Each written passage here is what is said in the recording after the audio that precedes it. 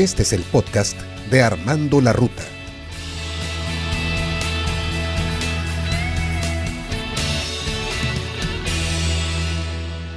Hola mis amigos, ¿qué tal? ¿Cómo están? Me da muchísimo gusto saludarles el día de hoy. Es un placer estar contigo y sobre todo tener tu retroalimentación a través de esta serie de podcast. El día de hoy vamos a tocar un tema muy interesante que siempre ha estado en boca de todos. Sin embargo, antes déjame agradecerte infinitamente todo lo que es tu apoyo, todo lo que son tus comentarios y por supuesto tu presencia, que es lo que hace que nosotros sigamos adelante con estas ediciones especiales.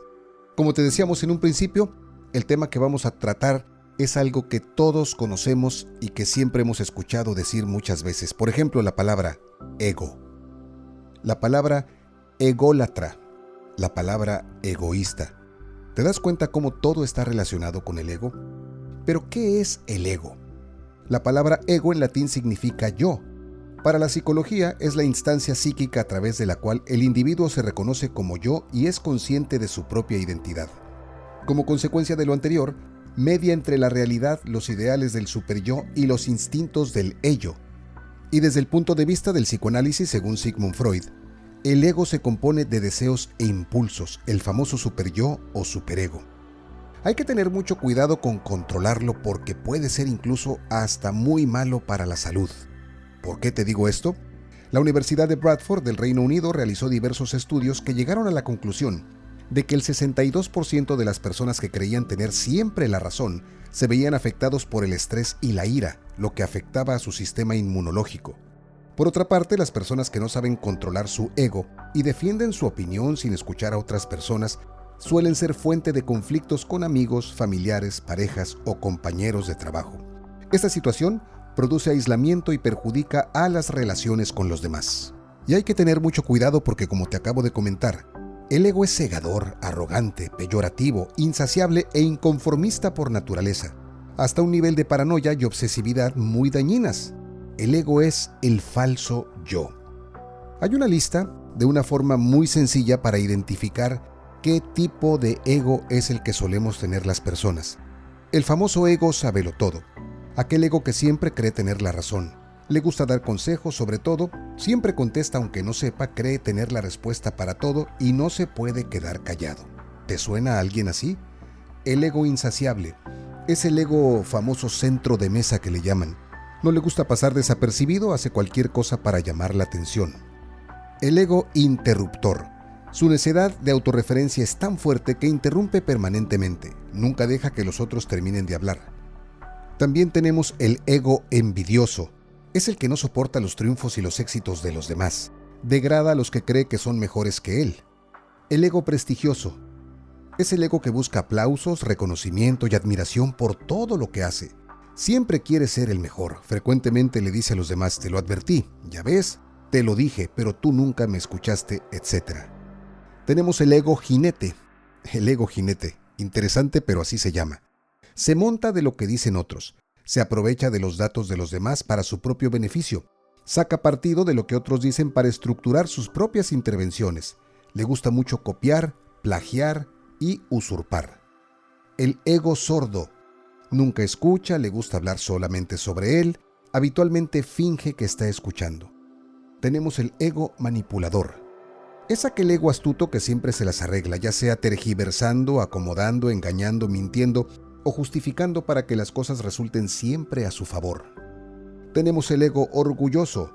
Es aquel ego competitivo, discutidor, que no le gusta perder. El ego silencioso es el ego que calladamente tiene un discurso paralelo, es criticón, hipócrita y enjuiciador. Planteado de esta manera se escucha terrible. Incluso te confesaré que me siento identificado con algunos tipos de ego.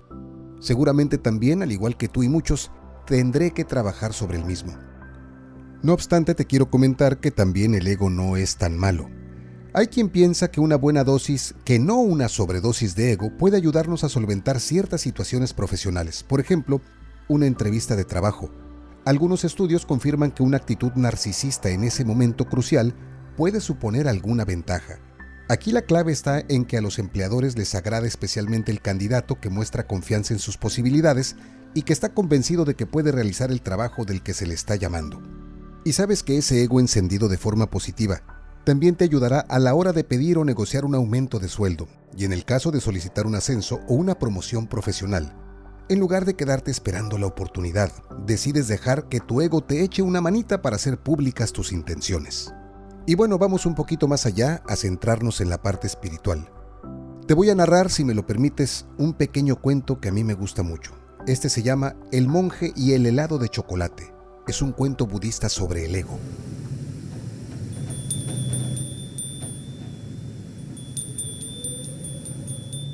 Joel había llegado hacía ya 3 años a una de las más antiguas comunidades budistas del Tíbet, y allí ansiaba ser ordenado para convertirse en un monje ejemplar. Todos los días, a la hora de la cena, le preguntaba a su maestro si al día siguiente se celebraría la ceremonia de su ordenación. «Todavía no estás preparado. Primero debes trabajar la humildad y dominar tu ego», le respondía su mentor. ¿Ego? El joven no entendía por qué el maestro se refería a su ego. Pensaba que merecía ascender en su camino espiritual, ya que meditaba sin descanso y leía a diario las enseñanzas del Buda. Un día, al maestro se le ocurrió una manera de demostrarle a su discípulo que todavía no estaba preparado. Antes de dar comienzo a la sesión de meditación, anunció: «Quien medite mejor tendrá como premio un helado de chocolate», añadió el anciano. Tras un breve alboroto, los jóvenes de la comunidad comenzaron a meditar. Joel se propuso ser el que mejor meditara de todos sus compañeros. De esta forma, le demostraré al maestro que estoy preparado para la ordenación y me comeré el helado, concluyó el discípulo. Joel consiguió centrarse en su respiración.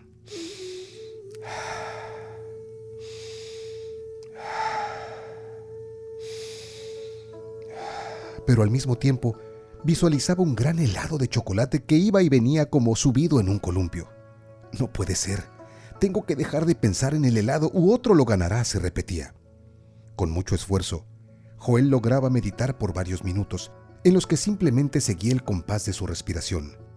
Pero enseguida se imaginaba a uno de los monjes saboreando el helado de chocolate. «¡Maldición! Debo ser yo quien lo consiga», pensaba el joven angustiado. Cuando la sesión finalizó, el maestro explicó que todos lo habían hecho bien, salvo alguien que había pensado demasiado en el helado, es decir, en el futuro. Joel se incorporó antes de decir: «Maestro, yo pensé en el helado, lo admito. Pero ¿cómo puedes saber que fui yo quien pensó demasiado?». «No puedo saberlo», respondió el maestro. «Pero sí puedo ver que te has sentido tan aludido como para levantarte e intentar situarte por encima de tus compañeros. Así, querido Joel, es como actúa el ego. Se siente atacado, cuestionado, ofendido y pretende tener razón en el juego de ser superior a los demás». Aquel día, Joel aprendió que todavía le quedaba mucho camino por recorrer. Trabajó su humildad y sus impulsos del ego, y vivió en el presente, y no intentó quedar por encima de los demás. También entendió que no le convenía identificarse con sus logros. Así, con trabajo y paciencia, llegó el gran día. Fue aquel en el que el maestro llamó a su puerta para anunciarle que por fin estaba preparado para lo que tanto había ansiado. Cuando llegó al templo no encontró a nadie allí, solo una pequeña tarima y sobre ella un helado de chocolate. Joel consiguió disfrutar del helado agradecido, sin sentirse decepcionado, y a continuación, Joel fue ordenado. ¿Qué te pareció este cuento? En lo particular a mí se me hace muy hermoso porque te puedo decir que cada persona tenemos nuestro propio helado de chocolate, es decir, lo que deseamos alcanzar. El problema es que tenemos la mente colocada en lo mismo y nos impide disfrutar del presente. Y entonces, como conclusión, te diríamos que primero disfrutes del presente. Sin embargo, hay unos pasos interesantes para dominarlo y tener una vida más plena. Y estos son: no te sientas ofendido. La conducta de los demás no es razón para quedarte inmovilizado. Después, libérate de la necesidad de siempre ser un ganador constante. Al ego le encanta dividirnos entre ganadores y perdedores. También libérate de la necesidad de tener razón. Libérate también de la necesidad de ser superior. La necesidad de tener cada vez más y más. La necesidad de identificarte con tus logros. Puede resultar un concepto difícil si piensas que tú y tus logros son exactamente lo mismo. Libérate también de tu fama. Y por último, libérate del sentimiento de culpa. Sentir culpa o culpar a otros por lo que hace o se siente es prolongar la permanencia del ego. Y bien amigos, con esto es como estamos llegando al final de esta emisión. Gracias por haber escuchado este podcast y vaya que es interesante el tema del ego. Pudiéramos platicar muchísimo al respecto porque es un tema que da para muchos episodios más. ¿Te gustó? Déjame tus comentarios en la parte de abajo. Dime si alguna vez has tenido conflictos a consecuencia de tu ego o muchos problemas a consecuencia también del ego de los demás. Interesante, ¿no es así? Gracias, mi nombre es Armando Bueno. Nos escuchamos en la siguiente emisión. Un abrazo, muchas bendiciones. Que estés bien.